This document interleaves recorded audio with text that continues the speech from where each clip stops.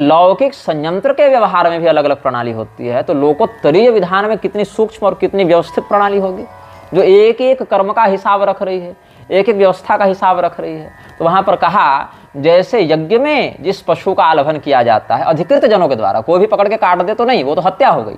हत्या और यज्ञ में भेद है। जैसे आप कहीं भी आग लगा दें और 10 बार उसमें 10 बोरी चावल, तिल, जौ, गेहूं, घी डाल दें तो हवन यज्ञ उसको नहीं कहते हैं। वैसे किसी पशु को काट दें तो वो बलि नहीं है, वो यज्ञ नहीं है।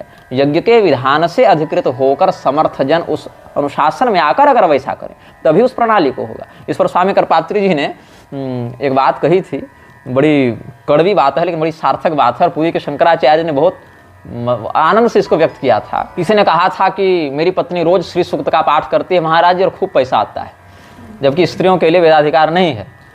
उसने कहा तो स्वामी जी ने उपेक्षा कर दी। फिर 2 बार कहा, फिर 3 बार कहा।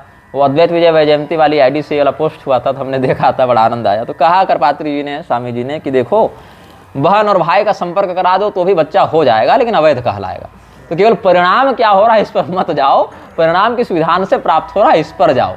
वो विधान शास्त्र सम्मत है कि नहीं है, क्योंकि कई बार लोग जो है सही भाषा से नहीं समझते हैं तो उनको यही भाषा समझानी पड़ती है। तो इसीलिए चिकित्सक पेट फाड़ रहा है तो चिकित्सा है, डकैत पेट फाड़ रहा है तो हत्या है। वैसे मांत्रिक विधान से प्रयोग करके यज्ञी पशु का संस्कार करके मुहूर्तबद्ध आलभन करके उसके अंगों से होम किया जाए तो वह यज्ञ है। यह श्रौत पशु याग की एक विधा है। इस पर एक बड़ा सुंदर ग्रंथ भी है, प्रत्यक्ष पशु द्योतनम, ऐसा करके आशुतोष भट्ट जी ने लिखा है ये ग्रंथ। हालांकि आशुतोष भट्ट हमारे बड़े विरोधी रहे हैं, लेकिन अच्छा ग्रंथ लिखा है तो हम समर्थन करते हैं, लोगों को पढ़ना चाहिए।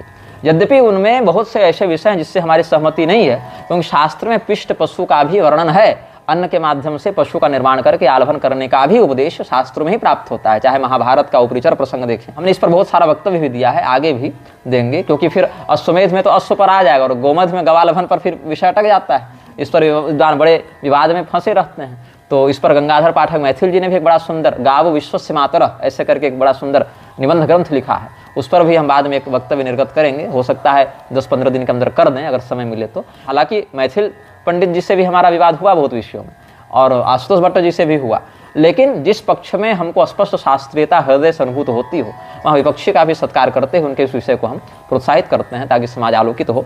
यज्ञ में जो प्रत्यक्ष पशु का आलभन है, प्रत्यक्ष पशु का वध है, उसमें शास्त्रीय पक्ष क्या है इसको जानना हो तो प्रत्यक्ष पशु द्योतनम ये ग्रंथ पढ़ लो। और अगर उसमें गोमेधादि के विषय में पिष्ट पशु का क्या विधान और विकल्प है, या उसमें किस भाव का किस निरुक्त का क्या अर्थ है ये समझना है तो गावो विश्वस्य मातरः ये पढ़ लो। और दोनों को समझना है तो, और पढ़ने का समय कम हो तो हमारे वीडियो देख लो, दोनों का सार हम उसमें अपने भाव से व्यक्त कर देते हैं। तो शास्त्रीय परंपरा का पक्ष से या विपक्ष से, लेकिन विशुद्ध रूप में नित्य प्रवर्तन होते रहना चाहिए। तो यहाँ पर भगवान ने श्रौत पशु याग की प्रत्यक्ष विधि से अश्वमेध किया है। इस पर एक बात और बता दूं, महाराज युधिष्ठिर जी ने जब अश्वमेध में यज्ञ का घोड़ा काटा था, उस यज्ञ के अश्व का शरीर कपूर बन गया था, वो दिव्य मंत्रों से कपूर बन गया। आप जैमिनी या अश्वमेध पढ़ेंगे वहां वर्णन है इसका। कपूर बन गया, फिर वह आकाश में गया, फिर वहां उससे होमादि का विधान है।